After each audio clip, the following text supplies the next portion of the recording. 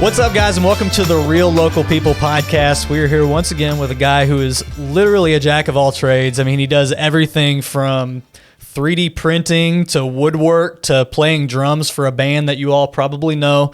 So I think we got a really interesting conversation today. Josh Howe, how's it going, man? Oh, it's going good, man. You got me out early. Yeah. So you're, like I said, you're one of the more interesting people I know because you do things that are just, they blow my mind. Like things that I can't even think about doing in the art world. As in the drum world, they don't blow my mind quite as much. You've got the drum world. Being a drummer, I can get that part. But the art side of it, and not to say that you're not a good drummer, by the way. You're a better drummer than me, but I can understand that at least. But no, so you own a business called the Laboratory Creative that does, I'm going to let you explain it more because when I try to explain to people what you do, it's so broad that it's like, I can't even like problem. grab it. So tell me a little bit about the Laboratory Creative, and then I want to hear kind of how we got to that point. Gotcha. All right. So I actually have the same struggle because it is, it is incredibly broad. Essentially, I'm a scene shop. Mm-hmm. So it's a full woodworking shop, metalworking, paint finishes, stuff like that. Gotcha. But I build for theaters, zoos, amusement parks, museums, brand activations, random furniture for people, all kinds of stuff. It's one of the ways when I can't think of how to say it, a lot of times what I'll say is like, if you're looking for like a woodworking project that goes beyond just like, throwing pieces of wood together and building a deck is one thing, which you can also do, but if it's turning it into something that's like creative and has a very visual touch to it. It's a different kind of building. Like you can't, oftentimes I run into the problem where like I need help in the shop just because I'm under a deadline or whatever. It's very hard because it's not normal carpentry. Yeah. You almost have to build in reverse. So you have to think about what you want the final product to look like and then essentially peel the layers back to see how it needs to be built. Yeah. Because you're always dealing with like safety and structural integrity of stuff. Yeah. So it needs to be built strong. But if you don't build with the finished product in mind, oftentimes what you end up with doesn't really look visually appealing because it's built like a house or whatever. Right. And then this stuff is put on top versus what you want your final to look like and then going, all right, well, how do I build the internal structure to be strong but not interfere with whatever? And also have to be transferred. I mean, you got to be able to break stuff down and rebuild it in the place that it's going. And most things like times it's limited to like 4 foot by 8 foot sizes. Throwing a box truck. So yeah, I actually 26-foot box truck. Actually, I've rented a bunch of those recently. Where it's just like, wow, cool. I have an entire truckload. Yeah. But so it's almost like carpentry in reverse. Right. But yeah, I basically tell people I'm the guy that you call when you need something weird and you don't know who on earth to call to build it. Right. Like usually I'll figure that out. Yeah. Yeah. Cause I think that's probably, of all the talents you have, maybe your biggest talent is the ability and the willingness to jump into things that maybe you don't even know how to do it up front, but you'll just jump in, you can figure it out, I like the puzzle of it. Yeah. Honestly. Like if I build the same thing multiple times, it starts to get boring for me.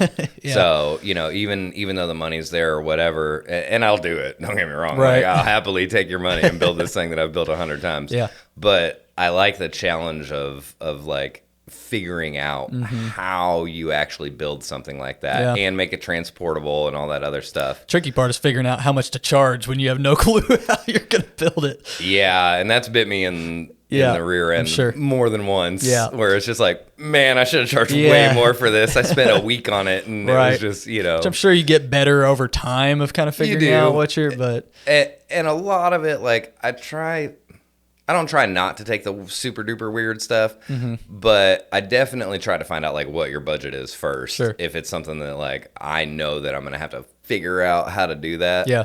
I want to make sure that, you've got the money to where it's worth my time to be like, okay, let me frustrate myself for a week and lose sleep and stuff because my brain does not shut off when I'm trying to go to bed. That's actually when it kicks into high gear. I'm like, head hits the pillow. My brain's like, all right, so let's figure out this problem. I'm like, no, I want to sleep. I can't tell you. I tell that story all the time when I was building a pool in my backyard, trying to figure out. Yeah, he did some of that. Trying to figure out like the elevation of the pool based on how far it needed to drop off for water, and then it needed to drop off from. I sat there and did math problems in my head through many nights doing Yeah, that. and you're like, I really wish this would stop. Yeah, but yeah, it doesn't. Absolutely. So, taking a step back a little bit from all this, Yeah. like what got you into this? Is there like a point in your life where High school if you theater. just really okay? Yeah. I'd always done art. Like Mm-hmm. my parents tell me I've been drawing since I could hold a crown, essentially. And they actually did save a lot of my childhood drawings. So I have seen drawings of mine from when I was like 4 and 5 years old. Right. And they look pretty decent. I mean, obviously I'm going to be a little judgmental because it's like a 4 or 5 year old kid, but they look good for 4 or 5. But when I got to high school, my freshman year, I had Doug Underwood for my art teacher, and he was amazing. Yeah. But he had suggested that I go over next door to the theater and help out with the set stuff because he recognized that like I could actually paint and stuff. Yeah. Because I did things with the Louisville Visual Arts Association all the way through elementary school and a little bit into middle school, where it was like after school art classes. Gotcha. So like you really had to like actually. You always care had an about interest art. for it. You just didn't necessarily get deep into it until it high was school. much more drawing and painting and much less building. Right. But I grew up with a dad that was like a tinkerer. Yeah. So like I knew how to work on cars when I was 10 years old and stuff like that. But like, so I got into the theater, and the first show we were doing was Frankenstein, which was crazy and cool. Yeah. And I was 14, and I was just like, oh my God, this is amazing, Yeah. you know? And so I got into theater on the technical side of it, and it was a combination of a bunch of cool stuff. It was power tools and painting and, you know, weird other kids that were like, you know, just listening to metal music and all kinds of stuff. And it was a fun environment. And so that kind of got me into it initially. So when I went to college, I went for my major was fine arts. So it was with specific focus in drawing and painting. Gotcha. I didn't do a whole lot of sculpture. I like sculpture, but just I do more now than I ever did as a kid. Well, I've seen the results of you and your wife did like one of those sip and paint things or something like that. And I was like, that's not fair. You're not supposed to be good at painting. Well, and that's kind of the thing. I'd gone to one other of those with my mom and sister. Yeah. And by the end of it, they were like, yeah, we knew we shouldn't have invited you. Like, and I'm like, dude, you've known me my entire life. Did you really expect anything else was going to come out of this? Because, like, I did the same painting that everybody did, but I was done with whatever in like 20, 30 minutes. And then the rest of the time, I was adding stuff to the painting, you know, or helping my mom and sister, like, figure out how to mix colors or whatever. But so my wife and I have wanted to go to one of those just for funsies. Right. Because, like, she paints, I paint. But, like, we never really take time to do that. She does more so than I. But, like, so it was just a fun Valentine's Day date where it was like, let's actually go paint together and be goofy. And we still did the same thing. Like, we took their design, but then we changed it and added to it and stuff like that just because. Have your kids started to show an interest in it? Oh, my God. Yeah. Both the girls, they're very, like, creative, artistic. Yeah. And it's funny because Vive is much more in the drawing aspect. Like, she draws all kinds of stuff, and she's getting really good at actually, like, representing what it is. Like, she's 4. I can look at her drawings and tell what it is. Yeah. Like, I'm like, oh, that's a shark or an elephant or whatever. Yeah. Now, it gets a little sketchy with people. I'm like, is this mommy? Is this daddy? Is this a monster? What's going on? Right. And then Joan just builds stuff like crazy. Like, she's all about blocks and magnetiles and stuff, and she'll build these insane structures that technically shouldn't be standing but somehow are. Yeah. That's crazy. And she draws and paints too, but she's not quite got the hand-eye coordination to really like represent what she's trying to do. Yeah. But like coloring wise, like if she's painting on like a already existing image, her color mixing is great and everything like that. Awesome. But like, so and they'll say like, "Daddy, I'm a little artiste." Yeah, and I'm like, "Yeah, you are." That's awesome. So that takes me into a question. Me and you have discussed this before, and honestly can't remember where you landed on it. But the difference between God-given talent and God-given interest. I've asked this question to like 3 different people now because it's something I'm interested in. Do you believe that you were born with the ability to do these things, or do you think you were born with just the interest to do them and then you've put so much time and practice into them because of that interest? It's probably that. I don't know that there's really like a talent that's God-given. I mean, like maybe, but even if you come out just swinging, you still have to put in the work to get. it's not even necessarily that you have to do it to get good at it. It's just that you do it because you have the interest or the inclination for it. And so by default, you get better at it. So I've always been like, I have the natural inclination to be interested in it. And the talent part comes in that it's because my interest is so peaked, I'm more focused and I get better at it. You're just constantly doing it. Yeah. And at this point, I think it initially starts out as a bit of talent. But then once you recognize that, like, all right, this is something that I'm actually interested in, that's when you start putting in the work. And so at some point, the balances shift to more skill than talent. Right. Like now, at this point, I would say I'm skilled. When I was young, I would say I was probably talented. Right. So it's one of those things where, like, one kind of begets the other. Well, talent kind of drives initially, when you have that talent. Somebody says, hey, you're good at this. It makes you go, like sports, that's cool. Never a thing. Right. I can throw a random tool across the shop and land it exactly where I want to. But if you put a ball-shaped thing in my hand, it's going way to the left. Like, but you've probably known that from the beginning and never really put any practice into it. So it's just like, it just wasn't. That. And I'm athletic in that, like, I can climb 60 feet up trees and rock climbing and hiking and stuff like that. But anything involving sports, not happening. So we went into a little bit of what the Laboratory Creative is. So who is a typical client for the Laboratory Creative? Typical client is going to be either like an event manager or planner or something like that that's doing brand activations. Okay. Or, the curator of a museum or the entertainment manager for a amusement park, or stuff like that. It's not usually an individual. Yeah. Occasionally it is. Like I've done like some photo ops for like weddings and stuff like that. Yeah. I've done custom furniture because people know that I can. Yeah. And I do actually enjoy doing those just because those things actually challenge me because it's not my typical build style. And I try to do cool things like actual like joinery and stuff like that. Whereas if I'm building a brand activation for Celsius energy drink, I'm not joining the wood. I'm shooting it together with screws. Because it's going to go up for a week and come down. Oftentimes it's up for a day and then it goes into a dumpster. Right. So it's like, and that's really painful because you still want it to look really good. Like you don't build it as if it's going to go in the dumpster, but you know in the back of your brain it's going to go into dumpsters. It's just like, whatever. Yeah. But so, it's that kind of thing. So it's usually not an individual. It's usually a company or something like that. Gotcha. Good deal.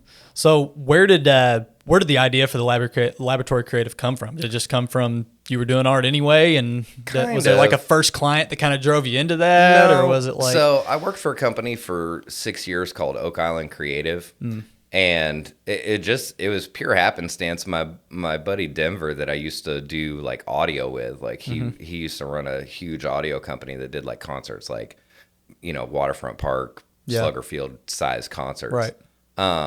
He hit me up because he had a buddy that needed a carpenter to build some stuff for them. I'd never heard of the company.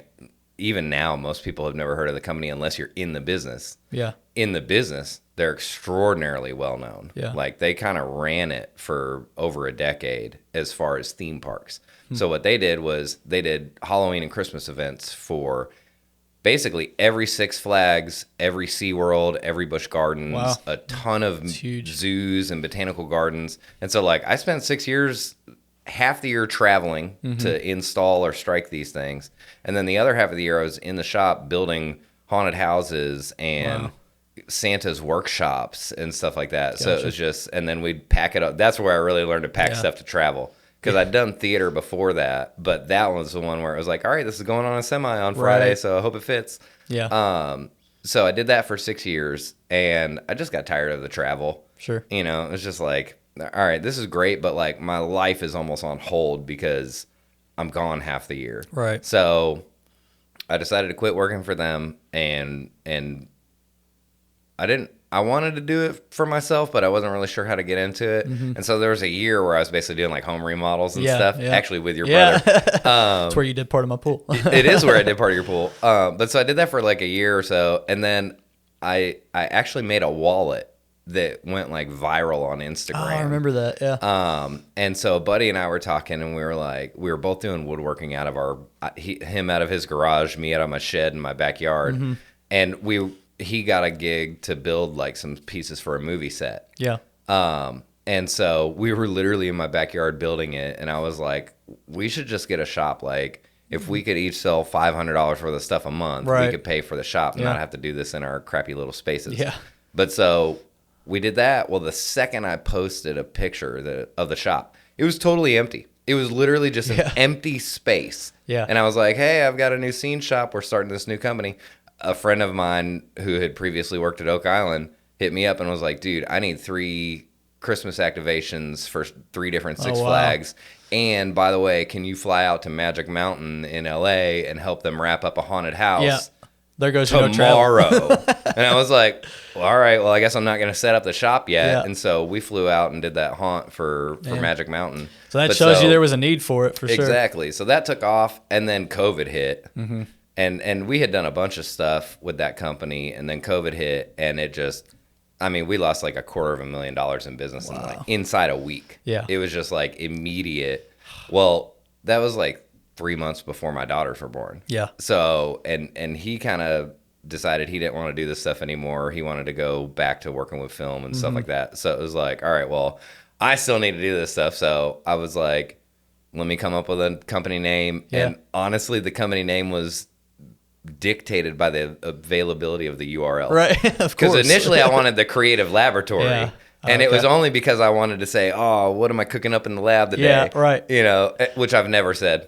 Honestly, it's so funny. That was my inspiration, and I never say it. I just say I'm going to the studio. That's funny. But so the Creative Laboratory was some Chinese company. They already had the URL.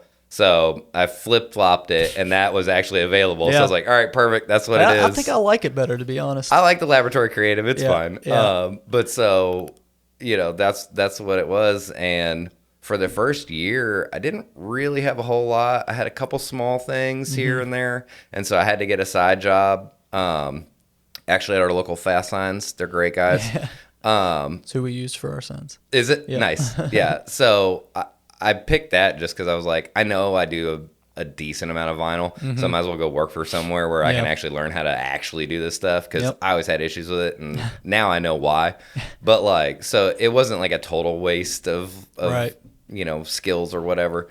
But so I did that for like 7 months or so, and then my friend at the Derby Museum hit me up and was like, hey man, we got a big build, do you want to do it? And I was like, yes, I will happily quit my job and go build this. So, but I had maintained the shop the whole time. Yeah. So like I still had the shop. I'd still go in and build small stuff, but that was when I was still doing like a little bit of residential. And that kind of, it essentially stayed it long enough for us to get out of the pandemic. Right. Which was my whole goal. I kept telling my wife, as long as I can stay open when these calls start rolling in, which they are going to. Yeah. I'll be able to say, yeah, I can start Monday. Yeah. And whereas a lot of people that had larger companies, they had to let their people go. And a lot of those people went to like Amazon and other things, and they didn't really necessarily want to come back. Harder to build back for that. Because they weren't sure what was going to happen. So it actually put me in a good position to start scooping up clients, which I did like crazy for the first year. Yeah.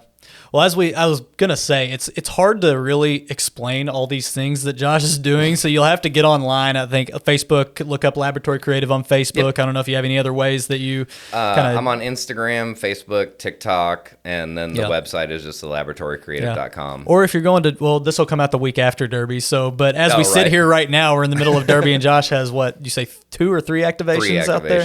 So so a lot going on at Derby this week. He also is in the Derby Museum that you did the jockey experience thing in there. Riders Up, yeah. So I've actually done quite a bit for the museum over the years, because that was 5 years ago at this point. But yeah, the newest one that we did was the Riders Up interactive game. So you basically like get on a horse, and it's got controls inside the reins. Yeah, and it's a completely interactive game where you're basically like steering your horse around the racetrack, and they're on motion platforms, so they kind of gallop and everything. It's just what, like, I can't imagine somebody asking me to do that and not being like, I don't know how to do that. Like, I would ever create I didn't know how to do it either, and neither did anybody else. That's the funny thing is, you know, we're all just trying to figure it out. Right. We're like, literally, we worked with this company called Catalyst, out of the UK, and they made the game.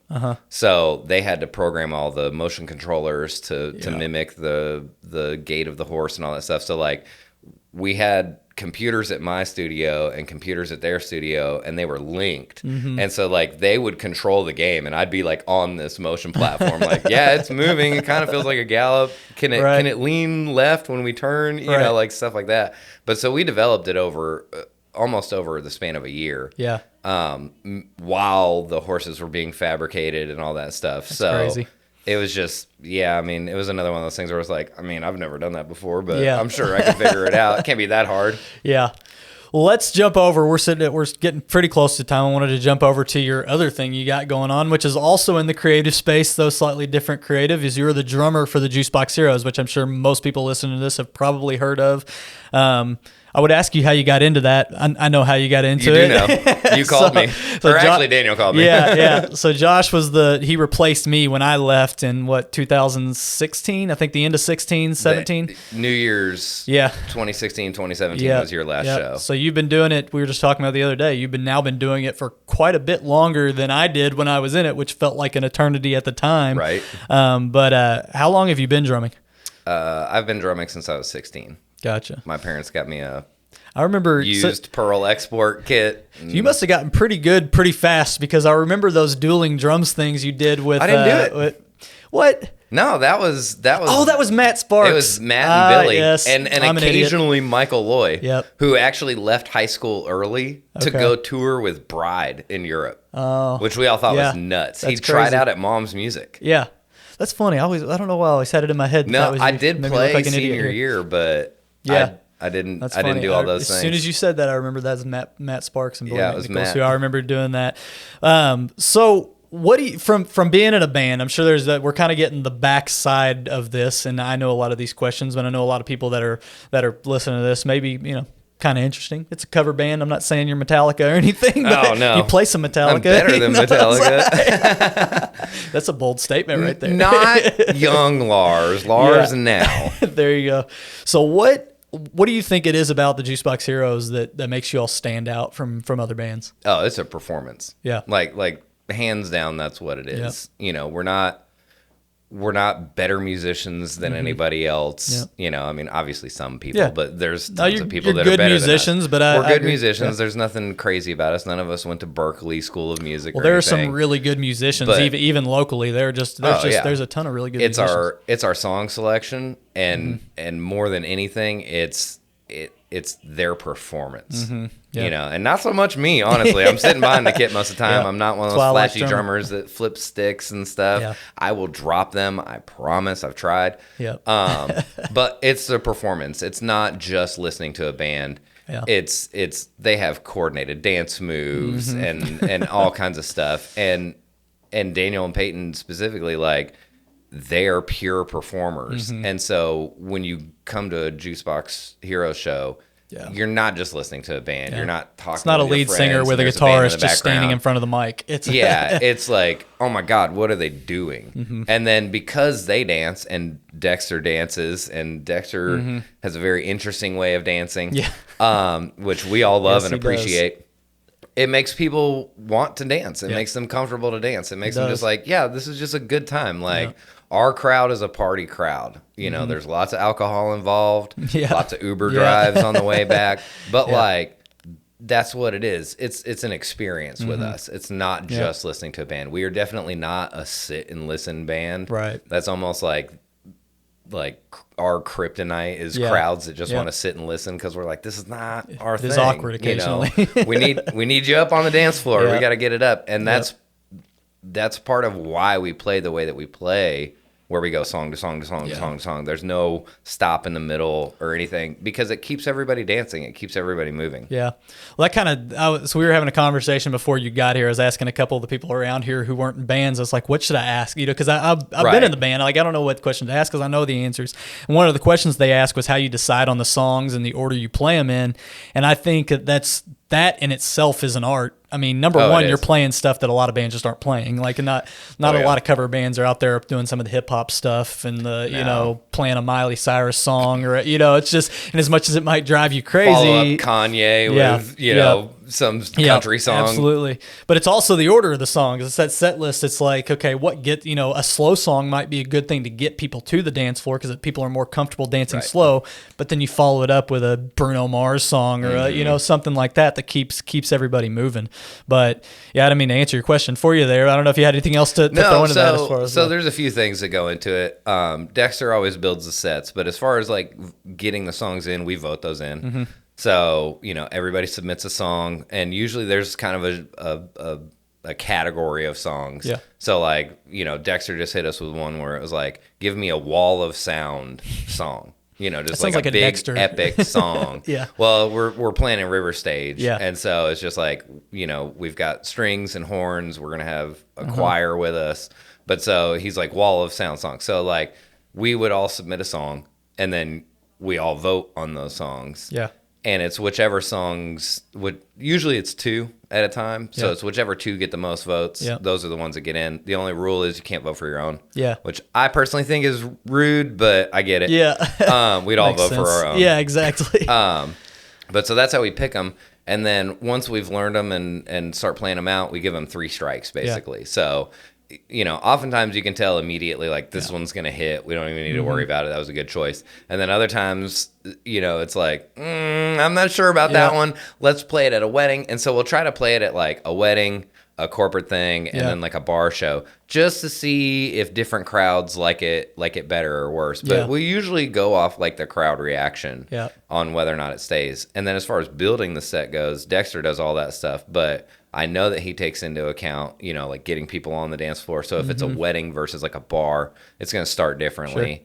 Sure. And then he takes into account like how fast, slow the song is and what the key is. Because Dexter's like the king of transitions. Mm-hmm. And so if it's in the same key, you can roll right into it. Yep, definitely. We were just talking about it beforehand about kind of being the drivers of the, a lot of times the drummer's the first person to start hitting that beat just to keep things rolling. Because I think that's something a lot of other cover bands do wrong, to be honest, is they take too much time. Nobody wants to hear the front man 3 seconds is an eternity. Exactly. That's how you lose people from the dance floor. 3 seconds is like ungodly long. Yeah. Like, people need to be dancing to the next song before they realize the last song was over. Yeah, well, and that's what we try to do a lot of times, like when we do these transitions. It will literally be just the next song starts on beat 1. Yeah. So it would be like 1, 2, 3, 4, and right into the next one. And I've often had people ask me like why we don't play to a click track, because click tracks are easy to do and it keeps everything consistent.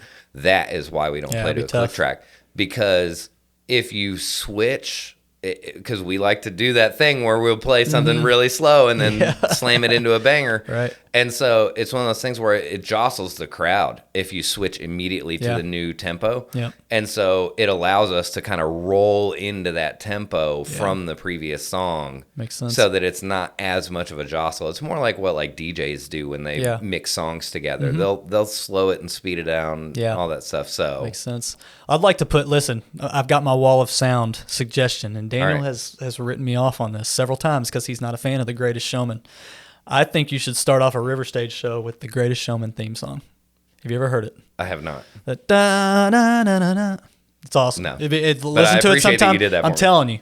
Start off the show with that, and then listen, we're just going to inundate Daniel with a bunch of people. If you like The Greatest Showman, just respond here and tell us, because we're going to force it. You could do that. I mean... Yeah, so it's all about the people. He gets that combative thing though, where he almost won't do it because people want him to do it. Yeah, he'd just be like, I'm just at a spike. I'm never doing that until Jordan. That's why we do that Rick James song every year, because he does the Crybaby on the stage, which Alex hates. But no, hey, it gets a laugh just like Dexter's. It does get a laugh. I love it. Like I personally, we did that song one time and he didn't do it, and I was like, dude, why didn't you do the thing? That's my favorite part of the song is when you do that. My vote this year for that is Bohemian Rhapsody. I think that would be epic. Yeah. I think that would be so cool. Might have to cut it off a little bit. It's so long. No, you have to do that. I want Bohemian Rhapsody for the show closer. Yeah. Okay. I want to close it out with that. Well, we're getting here. We probably already run well over time. Yeah, I just got the note for 28 minutes. So, but I'm going to do my little spiel here at the end, which is that, we do this for you guys. The way we actually make money is to sell real estate. So if you're looking to buy, sell, or invest in our area, hit me up. Hit Josh up if you're looking for something that you don't know anybody else that can do it. Weird. He's going to, yeah. So we'll put links and stuff in here. Laboratory Creative on Facebook. So, Josh, I appreciate you coming.